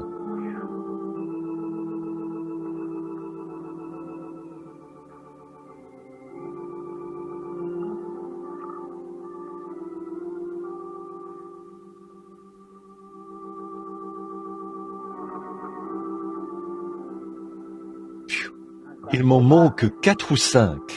Bon, nous y reviendrons. Peut-être qu'ils sont sortis. Si quelqu'un entre, frère Taylor, vérifie pour voir s'il a une carte de prière là. Place la personne dans la ligne, s'il te plaît. Il se peut qu'il soit allé quelque part là derrière. Maintenant, je vais vous demander de faire preuve d'un grand respect. Soyez vraiment respectueux. Combien ici sont malades et n'ont pas de carte de prière? Voudriez-vous lever la main pour dire « Je suis malade, j'ai un besoin et je n'ai pas de carte de prière ». Très bien. Maintenant, regardez par ici et croyez. Très bien. Maintenant, frère Teddy, très lentement. Bon, si ces gens ne reviennent pas, nous pourrons continuer la ligne de prière avec un autre numéro. Mais nous allons attendre pour leur donner une place. Maintenant, voici le moment où tout ce que j'ai dit, il doit être démontré si c'est vrai ou faux. La Bible ne dit-elle pas « Éprouvez toutes choses et retenez ce qui est bon ». Maintenant, si Jésus, étant le cep de Dieu, est enroulé autour du trône de Dieu, il a apporté la vie éternelle à l'Église, et nous sommes les sarments de ce cep. Voyez, il a planté Israël en Palestine. Ça n'a pas marché. Ils sont devenus comme... Leurs fruits se sont flétris, comme une veste de loup. Ils ont poussé en une nuit, puis ils n'étaient plus, ce qui montrait qu'ils n'étaient pas en règle. Ils ne possédaient pas ce qui est éternel. Mais les fruits qui sont en Jésus-Christ demeureront à toujours, forcément. Et si son esprit, cet esprit qui était sur lui, vit encore aujourd'hui, il n'est pas une dénomination veste de loup. C'est un Dieu vivant qui produit la même vie qu'il a produite. Vous croyez cela?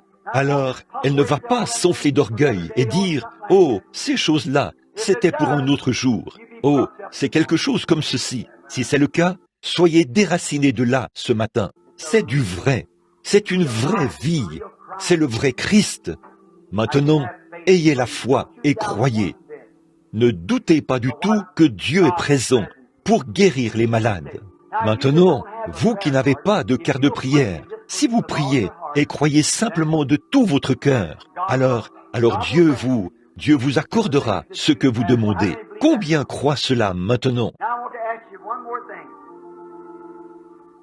Maintenant, je veux vous demander encore une chose. Si Dieu le fait, bon, voyons voir s'il y a quelqu'un dans cette ligne que je connais.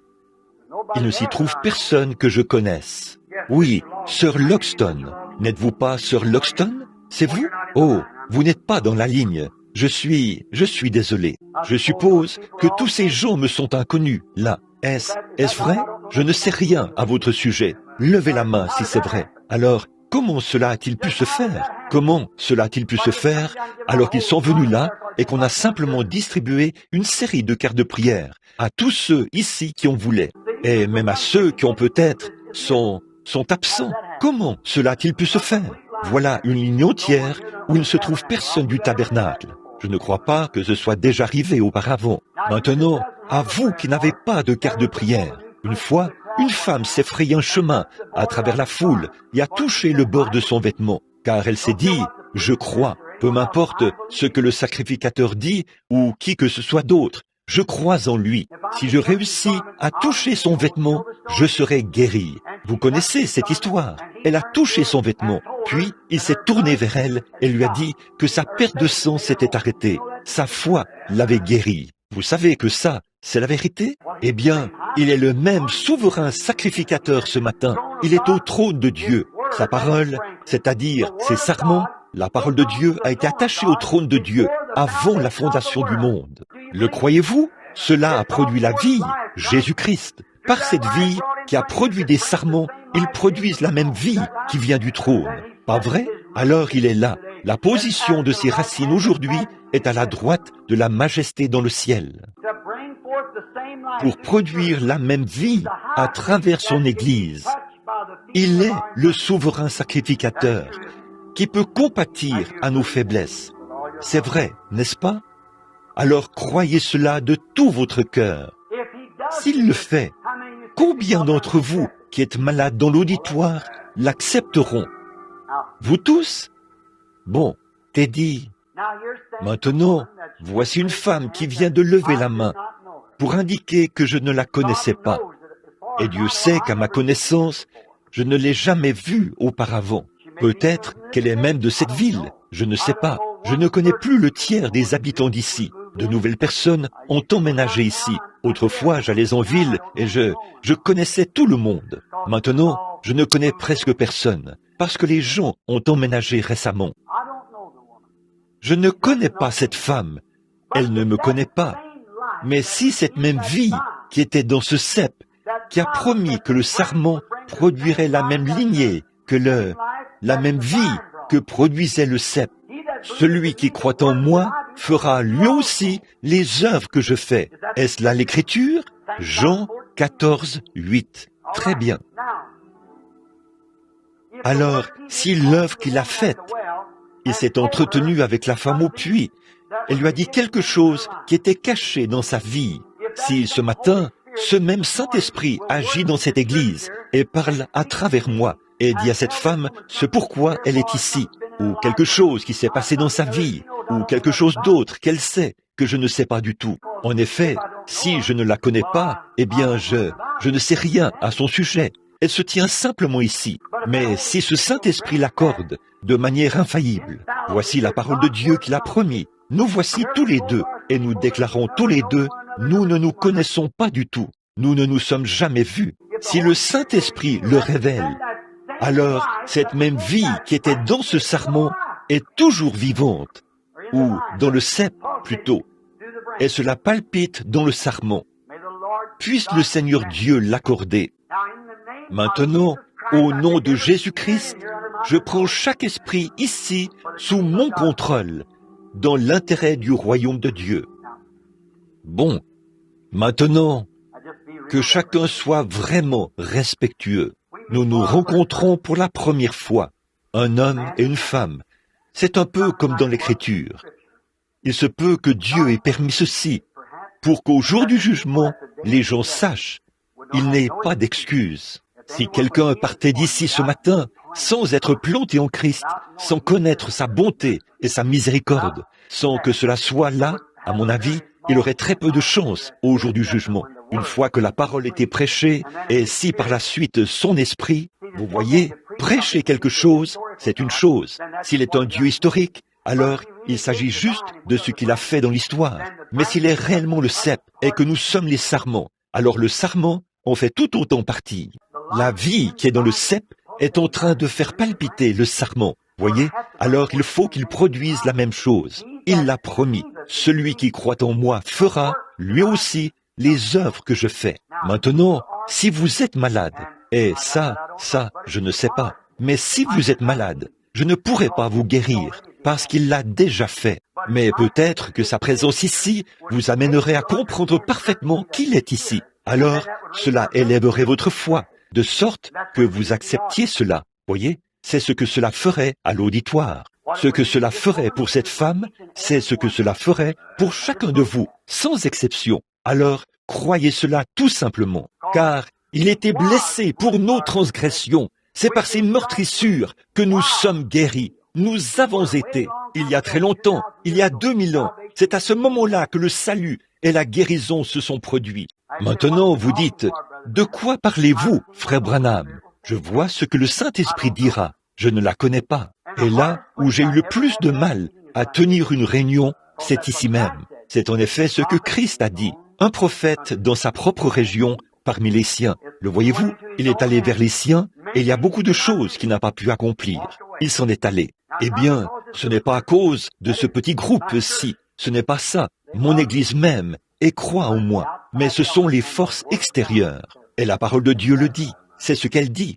Mais j'attends un peu pour voir si l'Esprit de Dieu va moindre et me le faire savoir. Eh bien, elle est un esprit et elle est aussi une chair. Un de ces jours, l'esprit partira et à ce moment-là, la chair va pourrir. L'esprit retourne au Dieu qui l'a donné. Il y a un esprit qui se tient aussi ici, mais il est représenté dans un corps de chair. Maintenant, si ces esprits sont attachés à ce cep, cela produira le...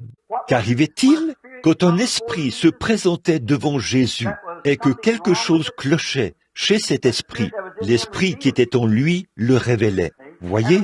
Et quant à cette femme, dès que cela a révélé la chose, elle a accepté et a dit, « Tu dois être le Messie. Nous savons que quand il viendra, il nous dira ces choses. » Pierre, lorsqu'il est arrivé, il s'est un peu demandé de quoi André parlait. Il disait, « C'est lui le Messie. » Et quand il est arrivé devant lui, il lui a dit, « Ton nom est Simon. Tu es le fils de Jonas. » Cela lui a suffi. Voyez? Il savait qu'il ne savait pas qui il était. Mais il sait qui vous êtes. Je ne sais pas qui vous êtes, mais lui, il le sait. Je ne sais rien à votre sujet, mais lui, oui. Maintenant, le voici. L'Esprit de Dieu est maintenant ici, à l'autel. Le voici. Vous avez su qu'il s'était passé quelque chose. Vous êtes ici pour un problème de nerfs. C'est vrai.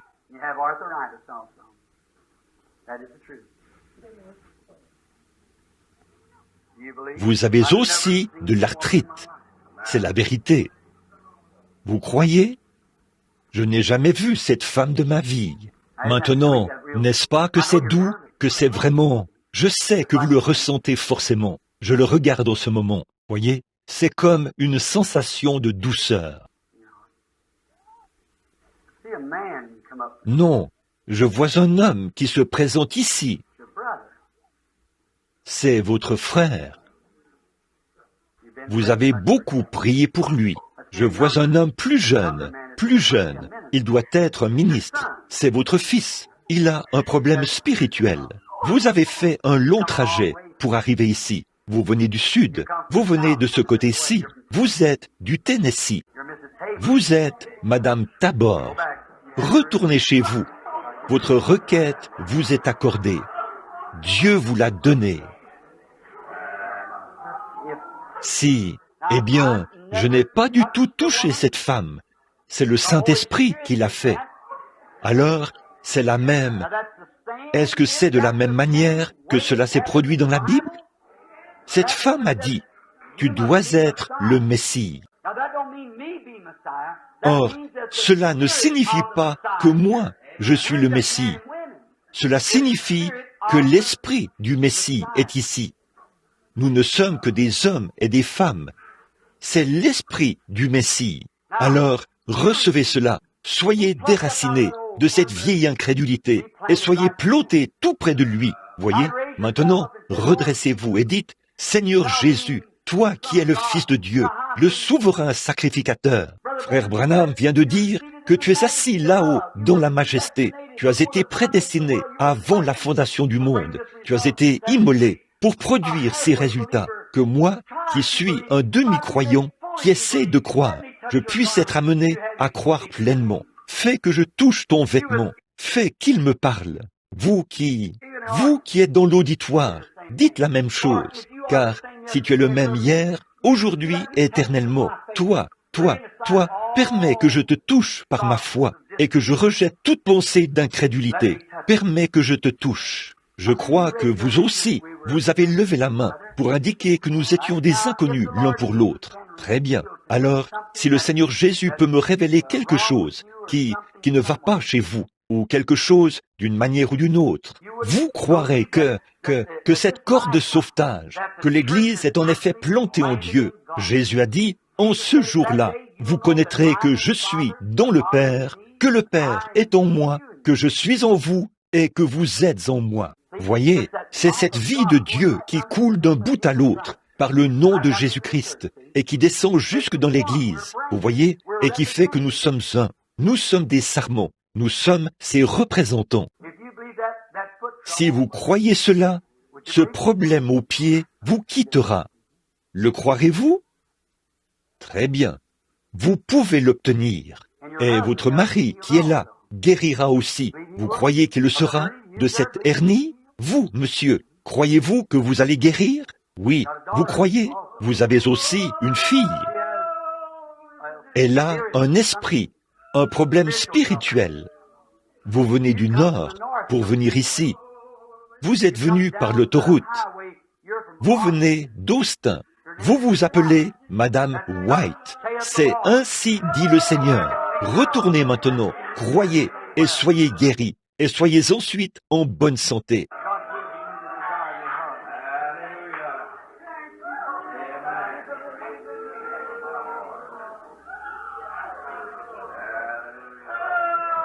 Que Dieu vous accorde le désir de votre cœur. Si tu peux croire, tout est possible. La vie de Christ dans le sarment. Le sarment, ce n'est pas le Branham Tabernacle. Le sarment, ce n'est pas William Branham. Le sarment, c'est quiconque veut être déraciné de son incrédulité pour être planté en lui. Je crois que vous aussi, vous avez levé la main pour indiquer que nous étions des inconnus. Je ne vous connais pas. Dieu vous connaît. Vous n'êtes pas ici pour vous-même. C'est pour l'enfant. Je vois la lumière suspendue au-dessus de l'enfant. Si Dieu me révèle ce qui ne va pas chez votre enfant, croirez-vous que je suis son prophète et croirez-vous que je vous dis la vérité? Vous le ferez. L'enfant souffre du cœur. C'est quelque chose comme une valve, selon ce qu'a dit le médecin. On a examiné cela. Il veut l'envoyer à la clinique tout de suite. C'est vrai. Vous êtes d'ici, de Jeffersonville, ici sur la rue Fulton. Là, c'est exact. Et vous vous appelez Madame Burkhardt, Irène Burkhardt, retournez chez vous et croyez pour le bébé, il se rétablira. Si tu peux croire, tout est possible. Si seulement vous croyez. Cette femme qui est assise ici souffre d'un problème de nerfs. Oui, oubliez ça. Vous allez rentrer chez vous et être rétabli maintenant. Si tu peux croire, vous qui avez la main levée comme ceci, vous avez des problèmes de dos, vous croyez que Dieu va vous rétablir? Vous croyez? Vous l'acceptez? Alors rentrez chez vous et soyez rétablis. Jésus-Christ vous rétablit. Vous, c'est le rein. Alors allez-y. Vous aussi, vous avez obtenu votre guérison, monsieur. Que Dieu vous bénisse. Ayez foi en Dieu. Ne doutez pas.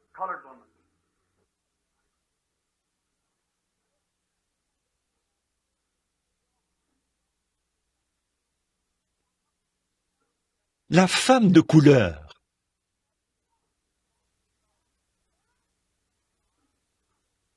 Il y en a deux. Tout au fond, là-bas, elle a une tumeur sur la gorge, dans la gorge. Croyez de tout votre cœur. Vous croyez cela, madame? Celle qui a une sorte de petit bonnet, là-bas. Vous croyez? Levez la main. Très bien. Rentrez chez vous, ça vous quittera. Il y a une femme plus jeune que celle-ci. Je ne vous connais pas. Dieu vous connaît. Vous croyez qu'il peut vous rétablir? Eh bien, retournez à New Albany, mademoiselle Pearl Allen, et soyez rétablis. Jésus-Christ vous a guéri. Allez en croyant cela. Vous pouvez vous rétablir.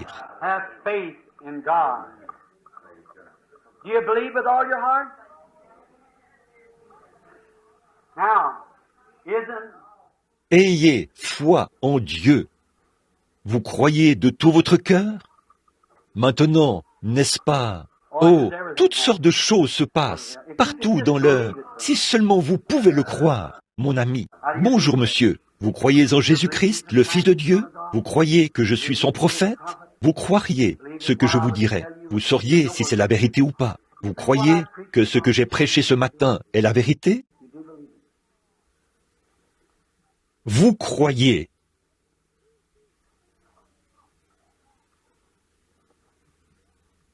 Vous êtes ici pour une bonne cause. Vous êtes ici pour vous débarrasser d'une habitude, celle de fumer. Je vous vois en train de regarder cela et de condamner cela et d'essayer de vous tenir loin de cela. C'est exact. Si vous, écoutez, vous voulez qu'on prie pour votre femme. Elle souffre d'un genre de vertige. Monsieur Carlock, retournez à Owensboro, dans le Kentucky, d'où vous venez. N'en touchez pas une autre. Jésus-Christ vous guérit. Allez, au nom du Seigneur, et soyez guéris. Vous croyez? Maintenant, regardez. Cet homme qui s'avance ici, posez simplement votre main ici sur la mienne, monsieur. Votre problème de dos a disparu. Continuez simplement d'avancer et repartez par là, en remerciant Dieu. Amen. Vous voulez aller manger votre dîner? Vos maux d'estomac vous quitteront. Si vous le croyez, continuez votre chemin. Louez Dieu tout simplement et dites « Merci Seigneur ». Combien croient de tout leur cœur que Dieu vous bénisse. Comme ça, vous aussi, vous pouvez partir et louer le Seigneur. Dites « Merci Seigneur ». Vous avez un problème qu'ont beaucoup de gens ici, la nervosité. Ça fait que votre cœur s'emballe. Ça vous cause des problèmes cardiaques. Si vous croyez de tout votre cœur, dans l'auditoire, combien de personnes souffrent de palpitations et tout? Bon, levez la main, comme ça. Regardez tout ça. Comment pourrait-on arriver à appeler tous ces gens? Voyez? Vous croyez de tout votre cœur? Vous aussi? Très bien. Allez et soyez guéris au nom de Jésus-Christ. Ne doutez pas du tout, mais croyez que ce qui vous a été dit est la vérité. Croyez que vous êtes guéris et il vous sera accordé ce que vous avez demandé. Que tous les autres fassent la même chose. Combien d'entre vous ici en souffrent aussi? Très bien, monsieur. Combien ont besoin de Dieu? Dans l'auditoire, levez la main et dites « Regardez, comprenez bien ceci. Je ne peux guérir personne. Je suis un homme. Si Christ se tenait ici, il ne pourrait guérir aucun de vous. Il a établi un programme, et ce programme stipule que si vous croyez qu'il est mort pour vous, alors vous pouvez être guéri par cela. C'est le seul moyen. C'est la guérison par la foi. La foi, elle croit que Christ a payé le prix pour vous. Combien comprennent cela maintenant? Très bien. Combien acceptent cela? Très bien. Pendant que nous prions, imposez-vous les mains les uns aux autres. Imposez-vous les mains les uns aux autres. Et que chacun prie. Maintenant, vous pouvez retourner à votre place, sœur. Que Dieu vous bénisse maintenant. Soyez guéris. Oui, c'est vrai. C'est un problème de nerfs. Mais ça va vous quitter. Descendez par là maintenant et voyez si ça... Vous commencez à ressentir la différence, n'est-ce pas? Voyez? Certainement, vous avez été guéri alors que vous vous teniez ici. Avez-vous remarqué comment il a descendu les marches, là? Sans cela? Voyez? Maintenant, vous êtes rétabli. Vous pouvez maintenant rentrer chez vous en bonne santé. Que le Seigneur vous bénisse. Maintenant, alors que vous avez la main posée les uns sur les autres, vous voyez, nous n'avons pas beaucoup de temps. Il est presque midi et il y a encore un service de baptême. Sûrement les amis, la glorieuse vie de Dieu, le glorieux Saint-Esprit qui a montré de façon infaillible qu'il est présent, montre que cette vie qui vient du trône de Dieu est en train de palpiter dans les sarments pour manifester la vie. Ne croyez-vous pas ça? Alors, non, je n'ai jamais guéri aucune de ces personnes qui se sont présentées ici. C'est leur foi qui l'a fait, parce qu'on leur a dit quelque chose qui était la vérité. Si vous étiez monté ici, cela produirait la même chose. Or, vous qui êtes dans l'auditoire, il vous révèle ce dont vous avez besoin. Maintenant, pendant que nous prions, tous ensemble, priez et croyez que chaque parole est la vérité. Puis voyez ce qui va se passer. Vous serez guéris. Maintenant, priez pour l'autre personne. Ne priez pas pour vous-même. Priez pour la personne à qui vous imposez les mains. Et que cette personne prie pour vous. Prions l'un pour l'autre. Voici ce que dit la Bible maintenant. La Bible même qui dit « Vous ferez, vous aussi, les œuvres que je fais » a dit ceci. Voici les signes qui accompagneront ceux qui auront cru. S'ils imposent les mains aux malades, les malades seront guéris. Bon, quant à ce Dieu qui fait une promesse et qui la tient, si vous êtes planté là, près des courants d'eau, cela amène chaque présence divine de Dieu, chaque promesse, directement dans votre point d'attache. Vous êtes un arbre planté près des courants d'une seule eau. Cette seule eau, c'est Christ, son Saint-Esprit. Il y a la guérison, il y a le salut, il y a la joie, il y a la longanimité, la douceur, la bienveillance, la patience. Toutes sortes de dons se trouvent dans ce seul précieux nom. Tout ce que vous demanderez au Père en mon nom, je le ferai. Maintenant, priez au nom de Jésus pour la personne à qui vous imposez les mains. Je vais prier pour tous, pour vous tous, que le Saint-Esprit qui est présent maintenant guérisse chaque personne.